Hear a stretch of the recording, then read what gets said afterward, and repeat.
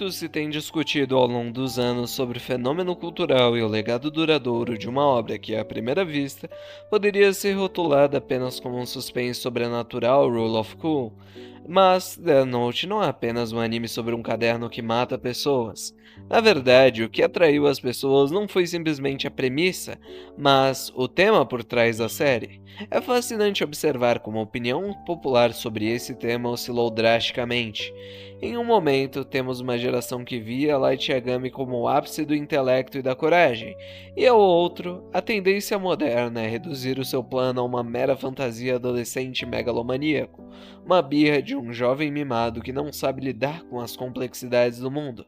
Mas reduzir Light a um simples idiota, um adolescente que busca atenção, é por si só uma simplificação preguiçosa. Se descartarmos Kira como apenas um jovem iludido, ignoramos a provocação filosófica que mais incomoda a obra, no caso das pessoas que a veem. Se retirarmos as amarras da moralidade absoluta, o que exatamente torna Light Yagami uma pessoa má? O debate comum costuma focar no quem e no como, mas raramente no porquê ontológico. Dizem que nenhum adolescente faria o que Kira fez, e nisso há uma verdade profunda. A maioria dos jovens, se estivesse com um caderno, utilizaria para fins puramente egoístas e imediatistas, vinganças pequenas contra quem, sei lá, faz bullying com ele na escola, ganhos financeiros rápidos ou tentativas bizarras de atenção na internet, muitos até mesmo utilizariam para criar uma espécie de RG. Light, porém, opera em uma escala completamente diferente. Ele não busca o lucro, ele busca a transformação da estrutura da realidade, como bem reforçado nas análises do canal Afogados no Sofá.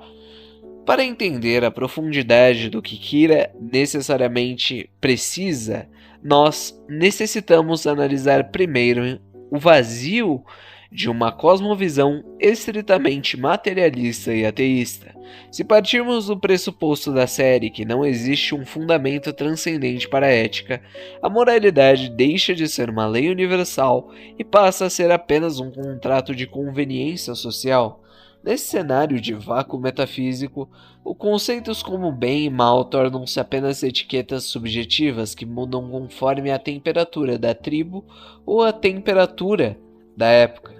Se o mundo é apenas matéria em movimento e se somos apenas sacos de carne, impulsos elétricos destinados ao nada, então a única métrica que resta para avaliar uma ação é sua eficácia.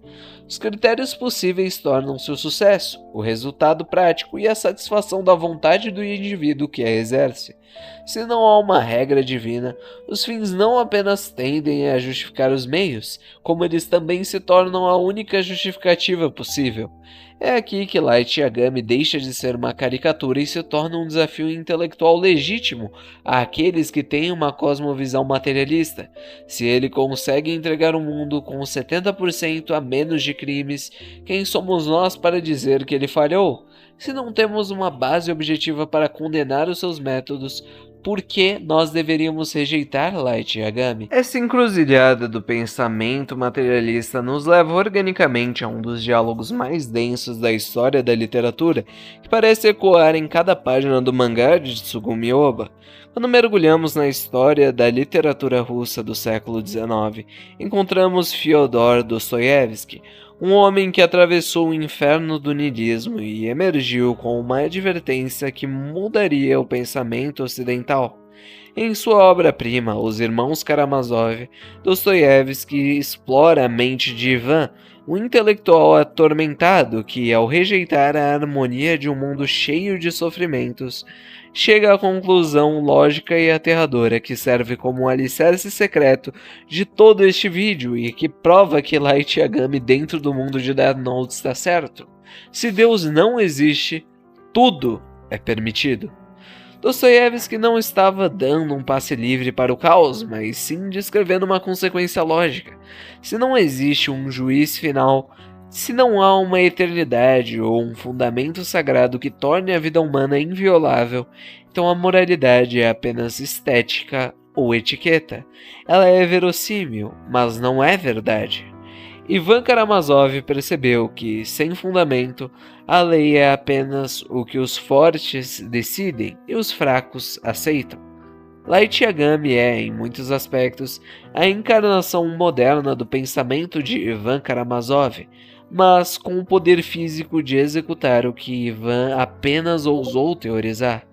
Light olha para o vazio onde Deus deveria estar e decide ocupar o seu cargo. Ele não quer apenas ser um rei, ele quer ser um deus. Ele quer que as pessoas percebam que ele existe. Ele poderia ter feito com que as mortes fossem de uma maneira mais sutil, mas não. Com as mortes ele quis dar uma mensagem. Em sua visão, alguém precisa assumir a responsabilidade pelo caos infinito da raça humana, e se não há uma divindade para fazê-lo, a tarefa recai sobre o homem mais capaz. E quem é mais capaz do que ele? E de fato, não há necessariamente uma boa resposta para esse dilema. A única resposta que alguém poderia formular é a ideia de que, se todas as pessoas seguissem essa lógica, de fato, a sociedade não seria capaz de prosperar. Mas isso apenas indica o que é um dos dilemas na obra República de Platão. A melhor forma de você viver, segundo essa lógica, seria você gozar dos benefícios de uma boa reputação e, ao escondido, fazer os maiores crimes que possam te levar a ter alguma vantagem, ou simplesmente você fazer o que você quiser. Não haveria uma distinção muito clara do bem e do mal. Light Yagami não é incoerente, pelo contrário, ele é o ápice da racionalidade instrumental levada às suas últimas consequências. Há um paradoxo fascinante naqueles que condenam Light moralmente enquanto, ao mesmo tempo, rejeitam qualquer noção de moral objetiva ou transcendente. Se você não acredita em um valor intrínseco e sagrado da vida, sua condenação aqui é apenas uma preferência pessoal por métodos menos barulhentos. Se o critério é o bem comum definido por números, Light está ganhando o jogo. Ele entende que, no grande teatro da história, o legado não é construído por quem foi educado ou seguiu as regras de um sistema que ele considera podre. O legado pertence a quem molda a realidade. Para ele, ser um vilão eficaz que erradica a guerra e a criminalidade é preferível a ser um homem irrelevante que morre em um mundo caótico, porém com a consciência limpa segundo os padrões daqueles que ele considera hipócrita. Há apenas dois tipos de pessoas que condenam Kira. Uma delas, é claro, os cristãos, as pessoas religiosas, que de fato não tem como você defender as ações de Light, uma vez que nós percebemos que tudo parte do princípio de que Deus sabe de todas as coisas e dispõe das coisas para o seu maior bem. Não é necessário que haja uma justiça superior, porque essa justiça superior já existe. Mas o outro tipo de pessoas que condenam Light são aqueles que buscam desculpar o criminoso através do prisma do determinismo social, enxergando o agressor apenas como uma vítima inevitável das circunstâncias ou do sistema. Embora haja verdade na influência do meio, essa visão, levada ao extremo, acaba por esvaziar completamente a responsabilidade individual e a noção de justiça. Não à toa nós vivemos no que o grande autor Olavo de Carvalho muitas das vezes apontava como uma bandidolatria. Quando transformamos todo o crime em um sintoma sociológico, perdemos de vista a vítima real, aquela que foi atracada, morta ou violentada. Light Yagami é o choque frontal contra essa mentalidade de falsa compaixão que ele claramente vê como fraqueza. Ele não quer entender as raízes da infância do criminoso ou se ele é negro ou não. Ele quer interromper a consequência imediata do mal. Para Kira, o foco na vítima social é um luxo intelectual de quem não vive sob o medo constante da violência, como as pessoas que vivem, por exemplo, em Salvador, na Bahia ou outros lugares dominados pelo tráfico. Ele busca uma resposta bruta e imediata para resolver os problemas de um mundo moderno que tenta infinitos debates enquanto as suas continuam a ser manchadas pelo sangue de pessoas inocentes. Entretanto, mesmo a lógica mais afiada de Kira encontra um limite prático e ético devastador, que é a falibilidade do homem que se julga Deus.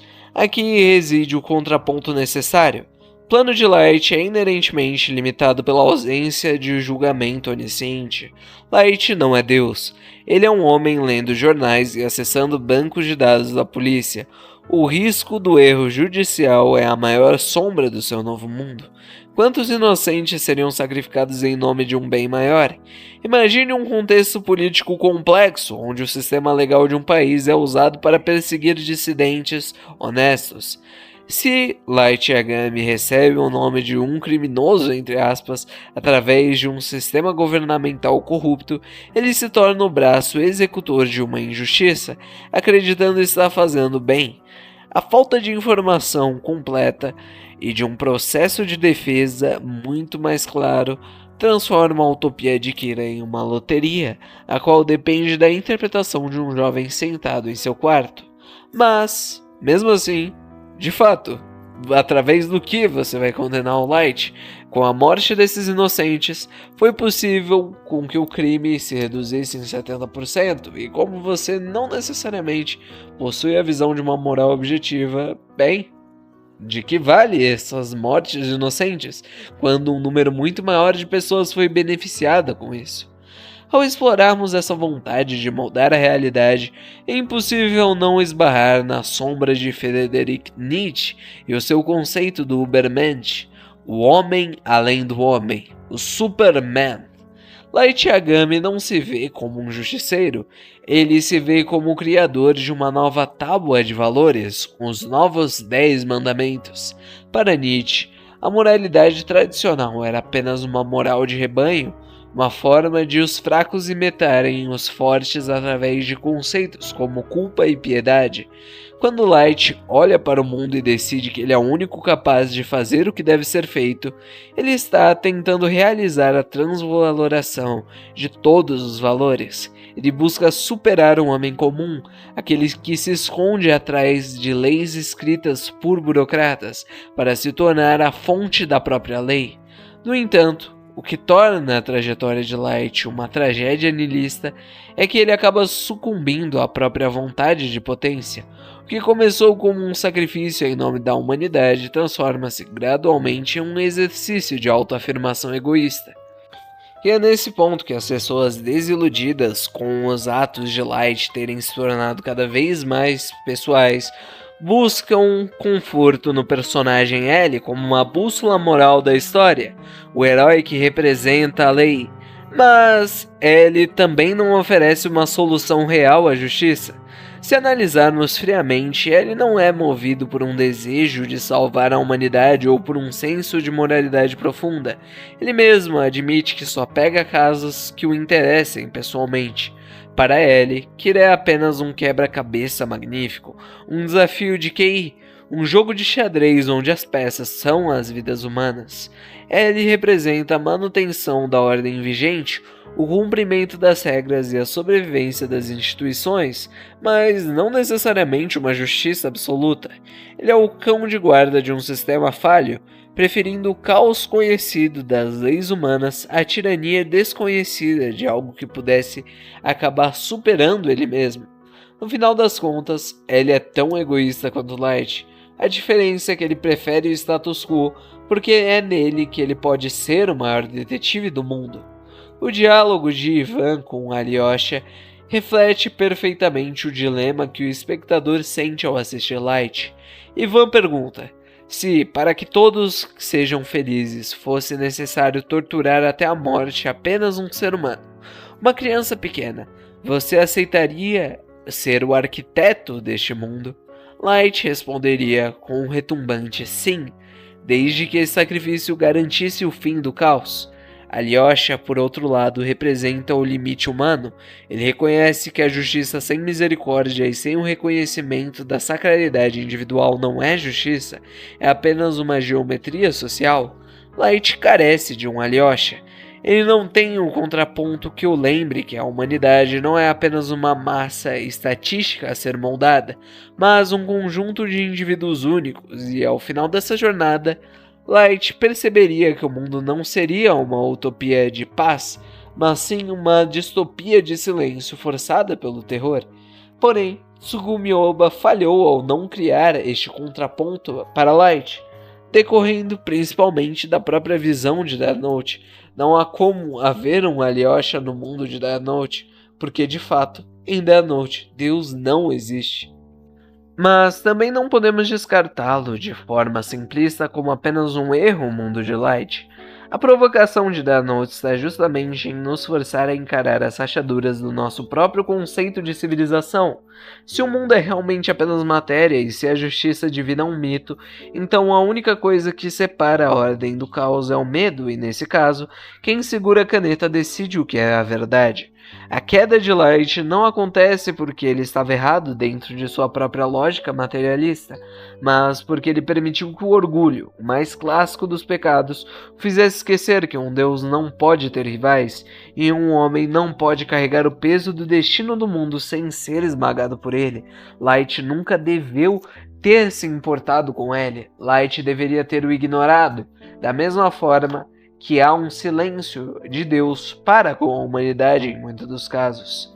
Se Kira tinha razão ou não, talvez sinceramente sequer seja a pergunta certa a se fazer. A pergunta que Death Note nos força a fazer é quanto de nós mesmos estamos dispostos a sacrificar para obter a segurança que ele prometeu. No vácuo deixado pela ausência do sagrado do mundo moderno, o que nos sobra é uma luta de egos gigantescos onde a verdade é a primeira vítima. Fica a reflexão provocativa. Se você estivesse com um caderno agora, em um mundo onde a justiça falha e o mal parece não ter fim, você teria coragem de ser o vilão para salvar o futuro? Ou aceitaria a mediocridade do caos, sabendo que, bem, cada uma das pessoas que morre através do tráfico é, em parte, culpa sua, pois você tem a responsabilidade com o poder que lhe foi dado? Talvez o verdadeiro terror de Death Note não seja o que Light Yagami faz, mas a descoberta que, no fundo de nós, existe uma página em branco esperando por um nome. Mas alegre-se, meu companheiro, pois se é uma resposta do sofrimento que você deseja, basta erguer os seus olhos e olhar para a Santa Cruz. E assim sereis meus discípulos. Como o Pai me amou, também eu vos amei a vós. Permanecei no meu amor. Se guardardes os meus mandamentos, permanecereis no meu amor, do mesmo modo que eu tenho guardado os mandamentos de meu Pai e permaneço no seu amor. Tenho-vos dito isto para que o meu gozo permaneça em vós e o vosso gozo seja completo. O meu mandamento é este: que vos ameis uns aos outros, assim como eu vos amei.